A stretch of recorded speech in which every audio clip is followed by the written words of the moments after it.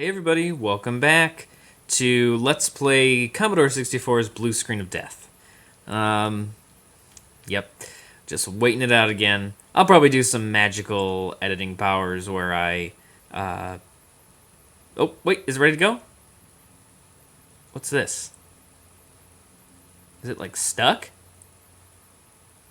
Uh, oh, okay, I have not seen that happen before.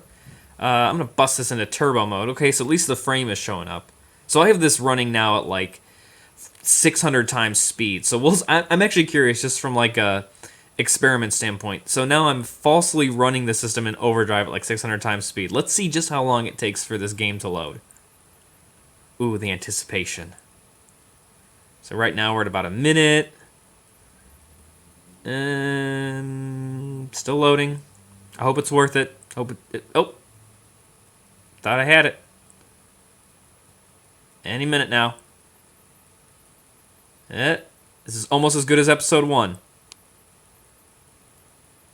Hey, there you go. Okay, could stop I timed that pretty well, I think. Okay, so here we are playing Star Wars The Empire Strikes Back.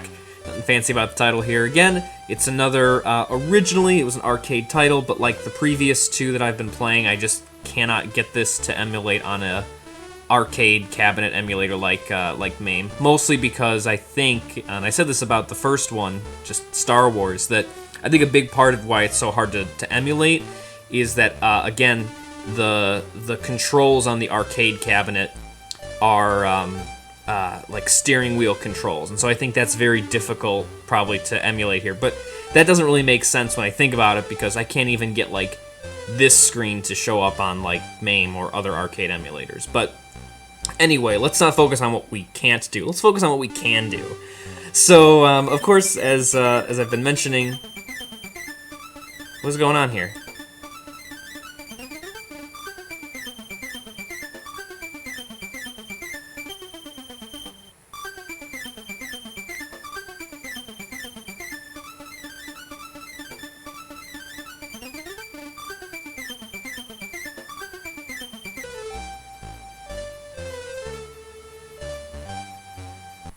Oh, there we go. Okay, I think I didn't have the input set. Sorry. Okay, so here we are. Let's get into this here. So yeah, we're playing the Commodore 64 version, which thankfully they did not decide to stick with the look that they had going for Star Wars, the Return of the Jedi game. We're back to this vector graphics thing, which I don't know. Some people are probably. Look at that. That's pretty good. All right. I mean, this looks all right. It's a little laggy.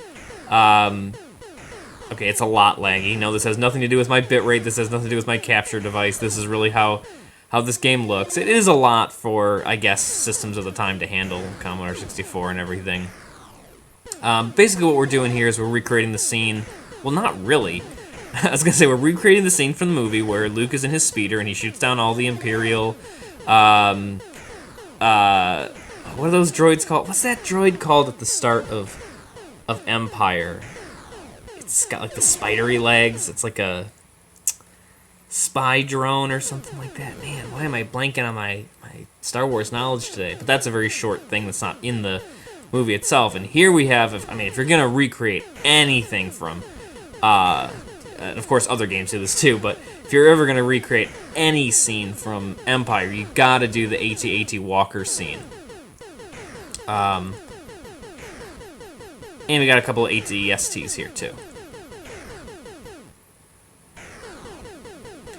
So yeah, it's sort of similar to the original the game that I played 2 videos ago.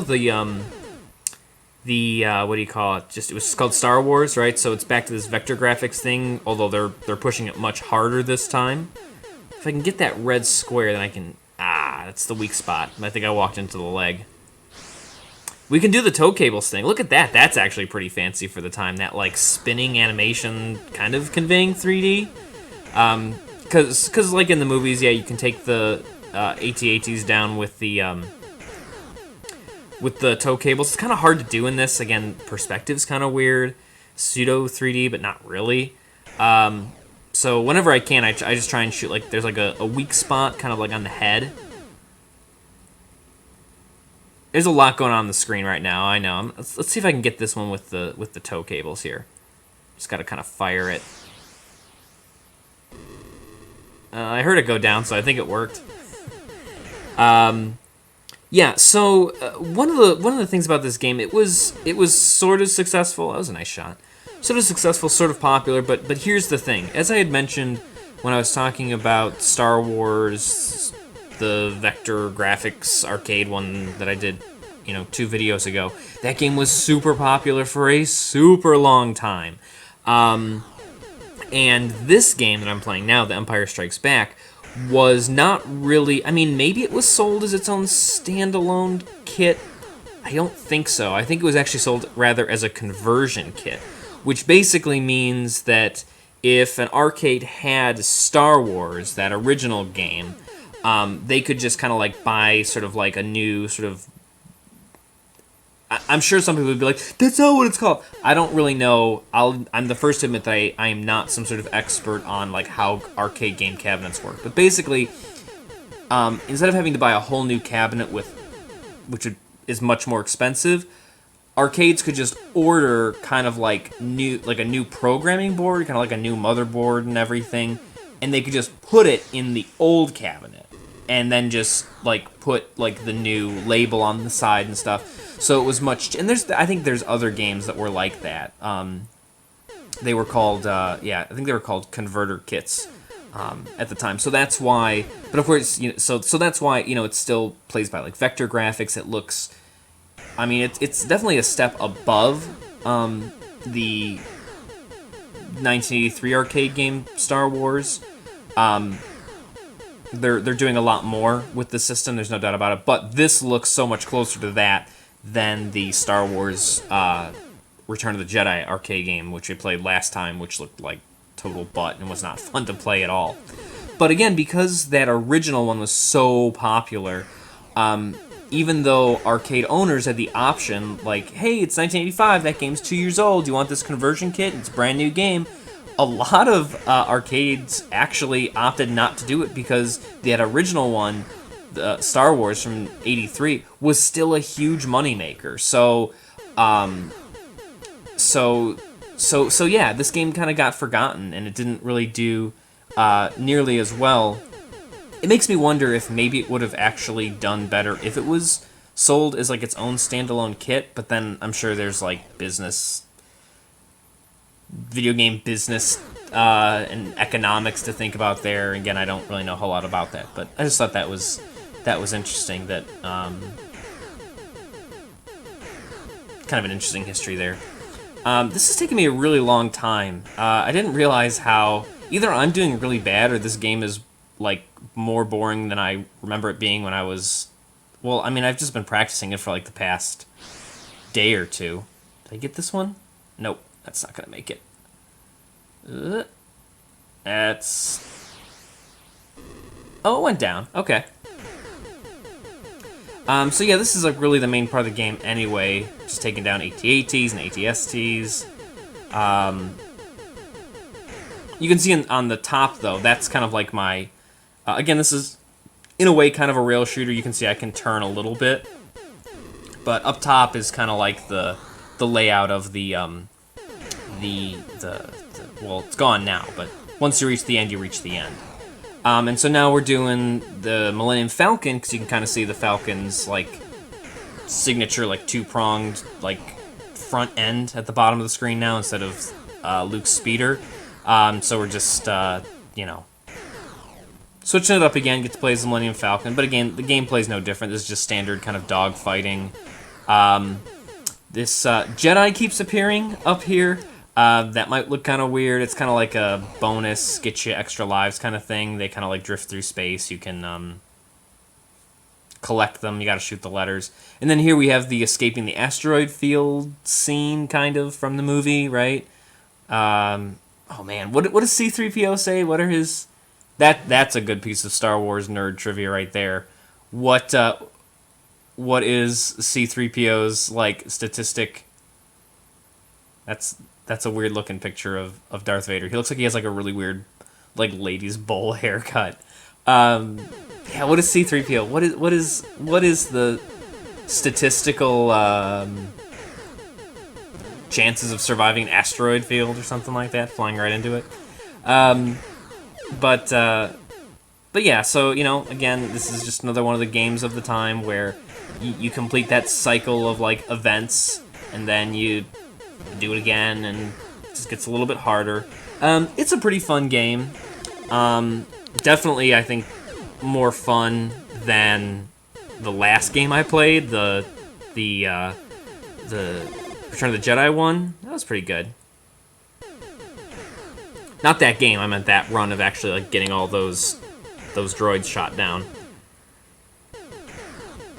But I still like, I just like that first one better. I like Star Wars. Again, I'm having a really hard time. Maybe it's not super fair to judge because this I'm playing right now is on Commodore 64, and it seems to have maybe extra difficulty with the graphics here. And the controls are a little bit laggy. Like, you can even kind of see it in the way that I'm... I got hit. But I took it down. Yeah, I don't know. I just like that other one better. But again, you know, like last time, I was talking about, you know, the Return of the Jedi game. You know, this followed the same suit where, yeah, it was originally an arcade cabinet. I'm playing the Commodore 64 version, but there were ZX Spectrum versions, the Amstrad CPC version. I think there was an Amiga version of this game, and they all play a little bit different. They look a little bit different. So I'm told. I haven't played all of them, obviously, and so maybe the controls and the graphics are a little bit smoother, or maybe even rougher on some of those other systems. But you know, all in all, this is okay. I feel like this level just takes way too long, or this part of the level. It's interesting, but it's just not fast enough, I guess.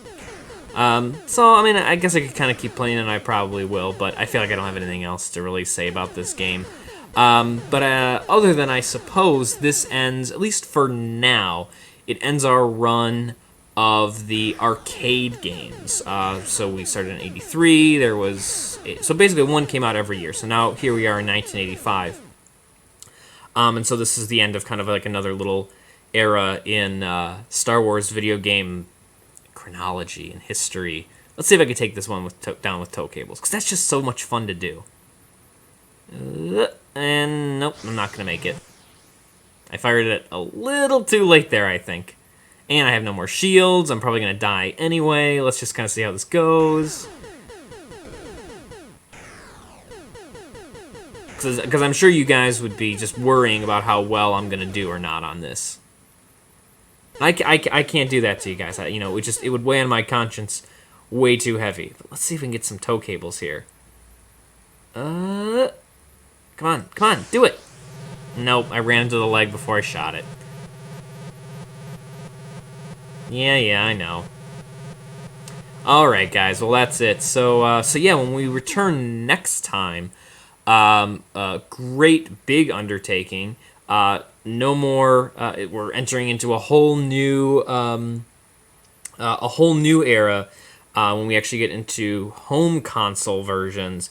And boy, the next game is it's a real doozy. I'm gonna leave it at that, though. I'm gonna leave you to kind of linger on that. But yeah, we can say goodbye to the arcade game cabinets and everything for now. So as always, thanks for watching. Please like, please comment, please subscribe. I do always appreciate it. And until next time, may the Force be with you.